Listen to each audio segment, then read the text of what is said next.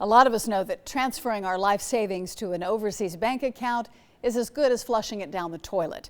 Despite the warnings, though, more Americans report falling for romance scams, leaving them broke and brokenhearted. And as CBS 46 investigative reporter Jeff Chirico shows us, the culprits are bragging about it since little is done to stop them.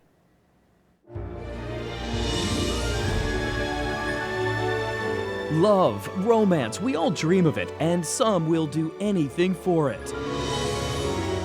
Every day I wake up with this on my mind. This Metro Atlanta woman we'll call Jade, too embarrassed to show her face. I believe the person was who he said he was. But lies from someone she met on a dating website left her life in shambles. How much money did you lose? It's right at $300,000. It was my entire savings. Jade's story underscores a massive problem that goes largely ignored by law enforcement. The federal government reports losses from romance scams up 61% in 2 years to $81 million, more than any other internet crime in 2013. There's a lot more victims than that. Many too ashamed to report it, says Barb Slupik, who claims her online support group has helped more than 70,000 love-struck victims. I have doctors, I have lawyers, I have CEOs of companies, I have police officers, I have people that you would never in a million years think would fall for a scam. The cons largely originate in Nigeria, where the government does little to stop them. You are the loser, I am the winner. Popular music and film glorifies the fraud. We found people plotting and flaunting their earnings openly on Facebook groups. One guy offers to teach dating scams because, quote, it pays very well. They have to build a strong relationship because if they don't, the scam isn't going to work. Were you vulnerable? Most definitely. Jade thought she met the man of her dreams on Match.com. He sent her photos, which experts say likely aren't him, and wooed her online. She thought he was an engineer from Virginia.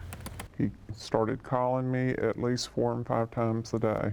After 3 weeks, he asked for money, claiming he was robbed in Malaysia, where he was wrapping up a project at a refinery. And I thought, well, I can help him with that to get him here, get his life straightened out. She wired $5,400. Then he needed more. Problems with the project, then immigration. She sent $20,000, then $30,000. At first, he promised to repay, then threatened. Stating, if you don't send me this money, you can't get your money back. So she gave $300,000 in all. It's highly unlikely that she's going to get any of her money back. I go take your money, disappear. The FBI says the losses from romance scams, even in Jade's case, aren't big enough for it to investigate, leaving victims with no place to turn. So what is there to stop these scammers? Well, consumer awareness is the main point. Match.com warns members not to give money to people they meet and says it tries to weed out potential fraudsters. But the dating service doesn't do background checks to ensure scammers don't contact paying members. People are going to say, how in the world could you give $300,000 to a man you never met? I asked myself that question. Recently divorced, Jade says she was at a low point, but believes Match.com needs to do more to keep from becoming a playground for the heartless.